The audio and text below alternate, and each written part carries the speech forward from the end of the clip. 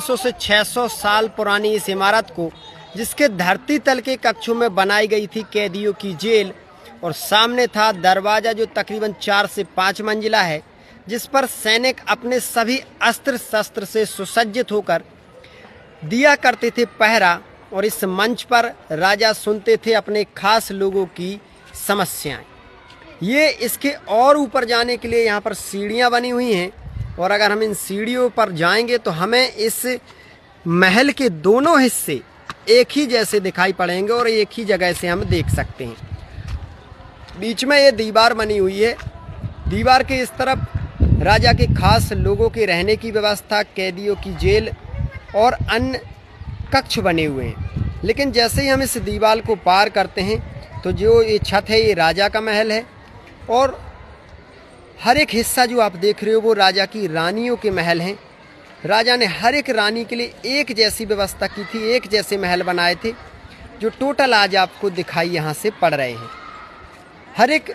महल के अंदर भगवान के 10 अवतारों का वर्णन किया गया है, प्रतिमाएं बनाई गई हैं भगवान की, क्योंकि जिस राजा का ये महल है, राजा मधुकर साय बुंदेला जी,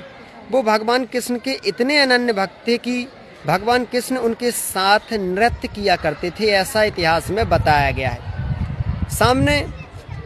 पूरा आंगन वगैरह नृत्य का आंगन है और अन्य कार्यक्रमों के लिए उसे रखा गया था।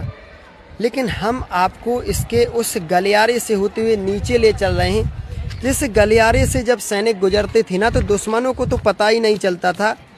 कि ये जो गलियारा है इससे रास्ता भी बना हुआ है। दुश्मन उसे सिर्फ एक दीवार समझते थे और अधिकांश भटक जाते थे।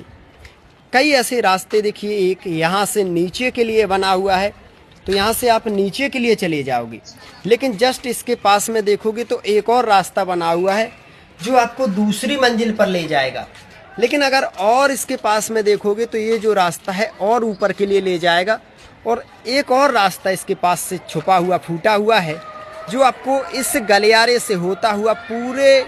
महल का राउंड सर्कल गोल गोल चक्कर लगवा देगा। मतलब एक साथ ऐसे कई रास्ते यहाँ पर देखने को मिलेंगे, जिन रास्तों के बारे में दुश्मन शत्रुओं को कभी पता ही नहीं चलता था।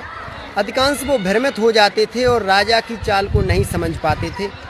फिलहाल इन किलों को जीतना इतना आसान भी नहीं था, क्योंकि बुंदेलखंड की सबसे बड़ी रियासतों में से एक ये किले हैं जो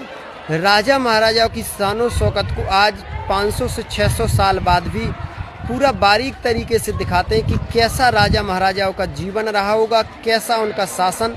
और क्या सुख सुविधाएं उनके पास रही होंगी, कैसे कारीगर रहे होंगे जिन्होंने इतनी आलीशान विरासतों का निर्माण कर डाला।